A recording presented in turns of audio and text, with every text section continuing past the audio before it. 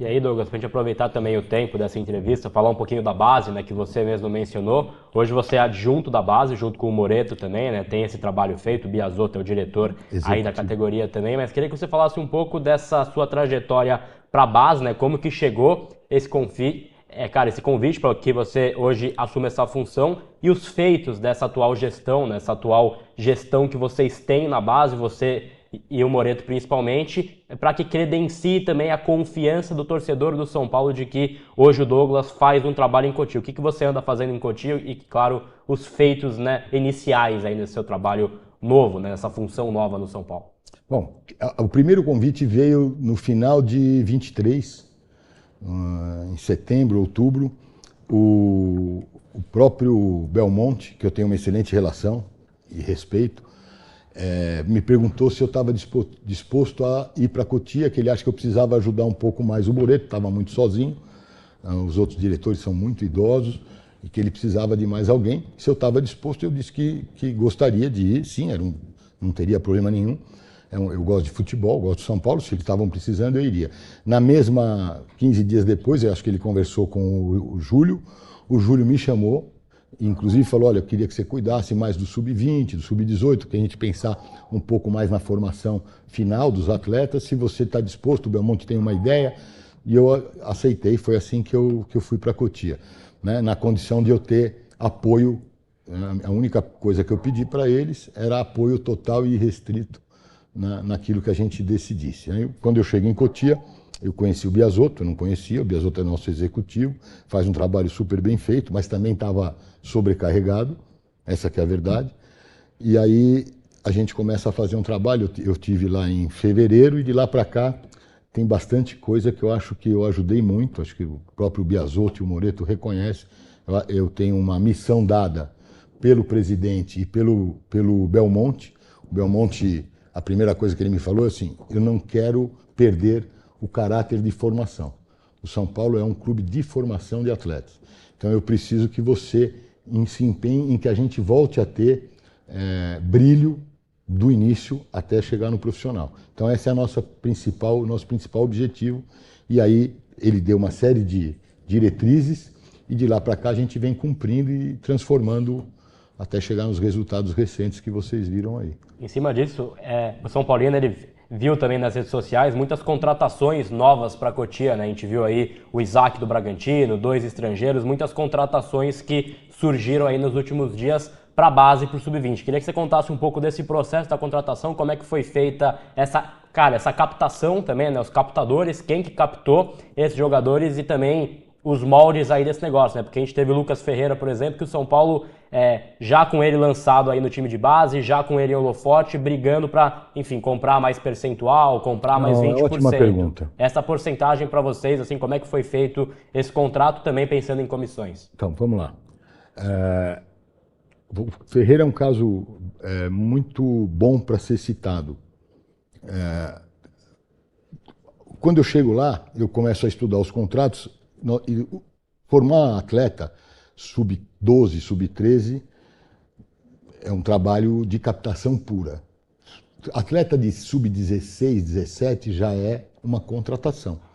Você tem que estar monitorando, indo buscar. Quando eu chego lá, começo a olhar e tem uma série de contratos onde o São Paulo tinha percentuais, muitos abaixo de 60%, alguns muitos assim com 50%. Então nós mudamos esse caminho. E o caso do Ferreira, para mim, foi um caso emblemático, porque era um jogador que já estava despontando no sub-20, quando eu estava lá, 2024, no começo do ano. E quando eu olho o contrato, o São Paulo só tinha 65% não tinha nem a opção de compra, que normalmente, como é que é feito hoje as operações, que é uma diretriz que nós estabelecemos lá. Recentemente, nessas contratações nós trouxemos 2 atletas do Ituano. Um sub-17, sub-16. O Pedro Falvella e o Falvella e o Pablo. O Pablo, O Pablo acho que é sub-16 e o Falvella 17, ou eu não me lembro exatamente. Então o Juninho, que é ex-atleta nosso, ele não abria mão de 50%. Né? Esses meninos já tinham agentes. O agente procurou, os meninos não estavam contentes, porque é difícil para um clube como o Ituano, o DB, segurar um garoto até 18, 19 anos profissional. Então ele acaba buscando os grandes clubes, o Palmeiras, o São Paulo. E o Juninho não abria mão de 50%. Então, a história que eu estou contando do Juninho é para voltar no Ferreira. Eu falei, Juninho, eu não tenho como pegar um atleta seu, botar numa vitrine como São Paulo e ficar com 50%. O trabalho é meu.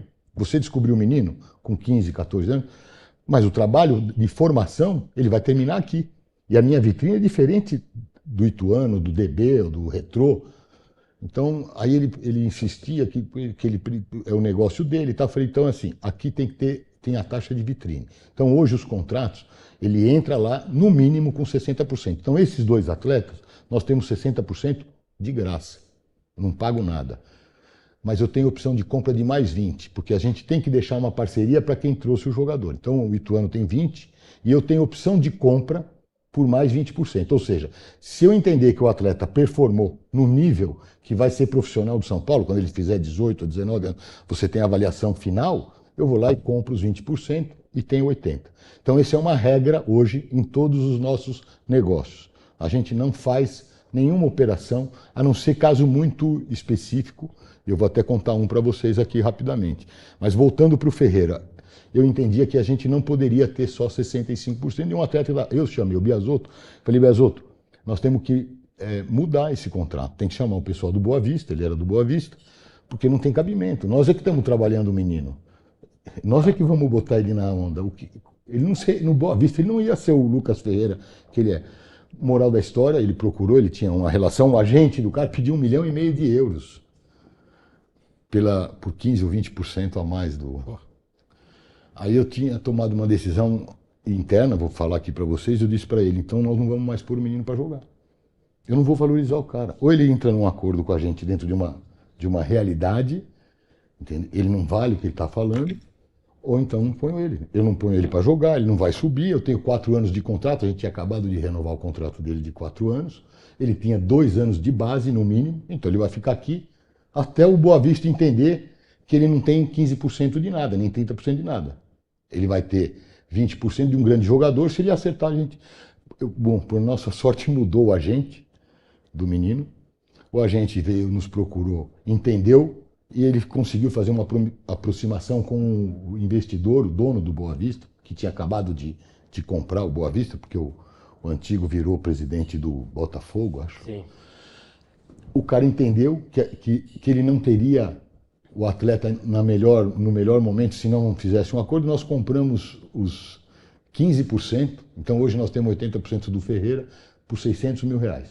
Naquela ocasião, a gente faz as compras dentro do orçamento que eu tenho. É bom que isso fique claro, porque com essas contratações, veio um monte de conversa na internet. O Grego está pondo dinheiro, não tem nada de dinheiro de fora e é dentro do meu orçamento. Então, a Cotia tem um orçamento de 43 milhões, entre custeio, alimentação, tudo, incluindo compra de jogador, eventual pagamento de salário, aquela coisa toda. Então, a gente trabalha agora dessa forma. Todas as transações que foram feitas, por exemplo, Matheus Ferreira, que é um volante que veio do Vasco, que eu aposto muito, é um jogador que custa 1,5 milhão de reais. Já pré-definido que se a gente quiser executar a compra, ele veio por empréstimo. Se eu entender que ele performou, eu vou pagar 10 parcelas de 150 mil reais. Eu tenho 1 ano para tomar essa decisão e que está dentro do meu orçamento caso eu efetue o pagamento. Eu exerço a função. Então, e nós temos 80%, 20% é do Vasco. É um jogador que o Vasco estava indo para Portugal e nós conseguimos trazer. O Isaac é o único jogador desse grupo contratado que veio definitivo, onde nós compramos 80%. O Isaac é um zagueiro com passagem pela seleção, passou pelo profissional. É bom dizer que todos os atletas do Sub-20 que foram contratados passaram pela aprovação do scout do profissional. É tudo alinhado. Porque eu não vou contratar um jogador de 18, 19 anos que o scout não gosta. Se não tiver dentro do perfil do scout profissional, a gente nem segue com a conversa. Então, esse foi o único que veio definitivo por 1,5 milhão de reais em 15 parcelas de 100 mil a partir de agosto. Então, eu ainda tenho tempo para uma janela, para eventual negociação que a gente tem que fazer com o jogador que vai sair, e com 80%. Então, hoje é uma regra estabelecida, e agora é importante a torcida saber que não tem como captar todos os atletas com 18 e 19 anos, 17 anos. Então nós refizemos, você perguntou como é que esses atletas chegam. Hoje nós temos um departamento de scout que foi montado ano passado. Nós trouxemos o Luan Carrilho, que era do Vasco da Gama, que é um clube formador, que tem uma nata de garotos, né? Sempre teve uma história. Ele veio para o São Paulo, ele é o nosso coordenador de captação. Ele montou um time com 4 analistas internos que passam o dia todo. Ele trouxe gente de fora, aproveitou 2 que nós tínhamos lá e trouxe mais 2 de fora, que fazem a análise de mercado o dia inteiro. São 5 hoje, então, que estão analisando o mercado. Dentro internos e 11 externos. Eu tenho 11 observadores avaliando o Brasil. Santa Catarina, Porto Alegre, interior de São Paulo, Brasília, Minas, Espírito Santo e Nordeste. E Rio de Janeiro. Então a gente tem hoje um time de captação e nós temos um banco de dados que não tinha quando eu cheguei, com mais de 3.000 atletas monitorados, a curto, médio e longo prazo. Então esse departamento de captação mapeia e traz para mim o relatório, isso é discutido internamente com o coordenador, que é outra coisa que a gente montou. Então nesse período que eu estou lá, eu também tive a felicidade de trazer o Márcio Araújo, que isso tirou um pouco do peso do Biasotto. O Biasotto, além de executivo, de cuidar de contrato, ele também acompanhava a parte técnica, né? com 10 categorias. Então o Márcio veio para cuidar. O Márcio hoje é o coordenador técnico, que acompanha de perto o trabalho do Alan, do Mário Ramalho, que agora faz o 17, do César, do 15 até o 20 é o Márcio Araújo, coordenador técnico, que também senta com o Luan para discutir e ver as avaliações. Então, essa avaliação é feita pelo comitê, eles vão lá, encontram tal jogador, fazem a avaliação, esse serve. No caso do Sub-20, liga para o Rafael do Rafunda, manda o material, o Rafunda, esse nós estamos de olho, também temos aqui no nosso monitoramento, se der, traz. E é assim que a gente trouxe os 2 meninos aí, o equatoriano, do Independente Del Valle. Mateu Dias, né? Mateu Dias, Matthew. O Juan Potts, que veio colombiano do Envigado. Veio... Tem mais, eu estou com uma lista aqui, enfim. Veio o menino do Retrô, outra operação que também só queria passar 50%, estava praticamente negociado, eu peguei o negócio e falei, não, 50% fica aí. É o Kainan e o... É o Kainan e o Iago. E o Iago, exatamente. Kainan e Iago. Quem? O Jordan, que era um jogador que o Luan insistia, um jogador que estava numa briga entre o São Paulo e o Palmeiras, nós conseguimos trazer, é o único jogador que nós não temos 80%. Estava negociado 50%, eu liguei para o Biasotto, foi ele quem fez a negociação, eu falei, Biasotto, eu não vou assinar. Eu falei, não vou assinar. E aí ele conseguiu renegociar, então hoje nós temos uma opção de compra de mais 10%, é um jogador que se performar, é um jogador de R$1 milhão, mas com 70% para o São Paulo.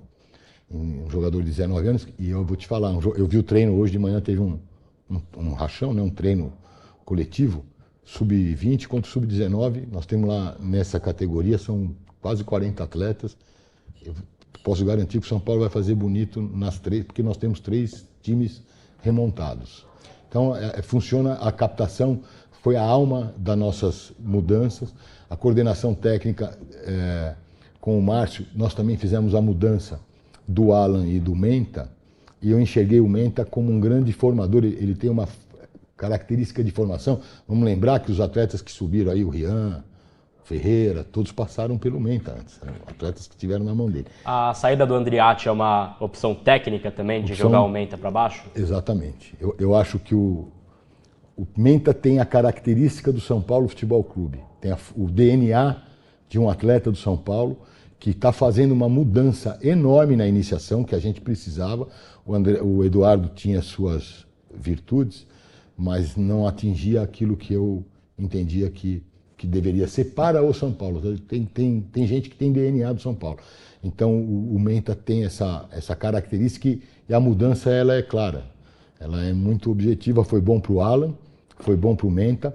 O Alan é um baita treinador, mas teve um suporte muito grande de toda a estrutura que nós montamos.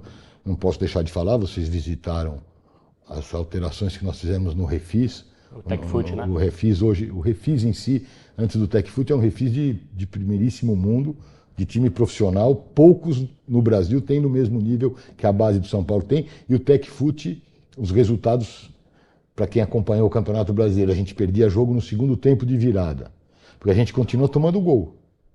Tomamos do Palmeiras, tomamos do Corinthians, tomamos do Bahia, só que a gente busca o resultado e acaba sobrando.